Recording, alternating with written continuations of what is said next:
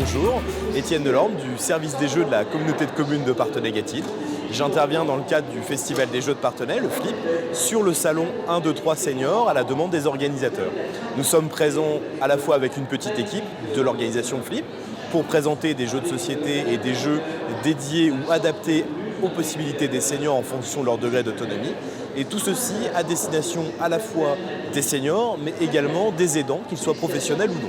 Pourquoi le choix de ces jeux? Tout simplement parce que, également, en dehors du fait qu'on se fait du bien à jouer ensemble, on se fait du bien aussi à entretenir son cerveau par la logique, par la joie de vivre, par l'association, par le partage, etc. Donc notre cerveau en prend un bon coup d'adrénaline, un bon coup de plaisir, et du coup on vieillit mieux.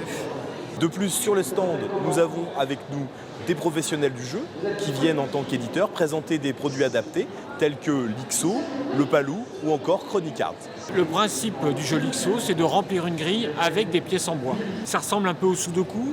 L'avantage qu'il a par rapport au Sudoku, c'est que vous devez confronter vos hypothèses avec des placements de pièces et en plus, vous devez manipuler des pièces. C'est un jeu calme, il peut se jouer seul comme le Sudoku. Et en plus, vous pouvez jouer à plusieurs avec vos petits-enfants, avec vos époux ou épouses. Et ça se fait dans une grande sérénité, dans un grand calme. En plus, vous n'êtes pas en échec parce que vous avez 6 niveaux de difficulté.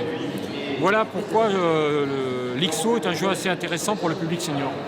Donc Thierry Bonneau, la société Créaprime à Bressuire. J'ai inventé le Palou il y a maintenant au mois de décembre dernier, parce qu'on connaît tous dans notre région le jeu de palais traditionnel qui se joue soit sur une planche en plomb ou soit sur une planche en bois. Le palais du Palou, lui aussi, se joue sur une plaque métallique, mais non pas une plaque en plomb. L'ensemble fait plus que 2,5 kg de poids total, ce qui fait que c'est facilement transportable. On évite tous les inconvénients du jeu de palais traditionnel, et en plus, il peut se jouer à la verticale ou à la horizontale, et à l'intérieur d'une maison, ce qui n'est pas négligeable pour nos amis les seniors. Dans la finalité du jeu, on ne peut pas tirer le palais, mais il va se recouvrir. Donc en fait, ça donne des alternatives de jeu assez intéressantes.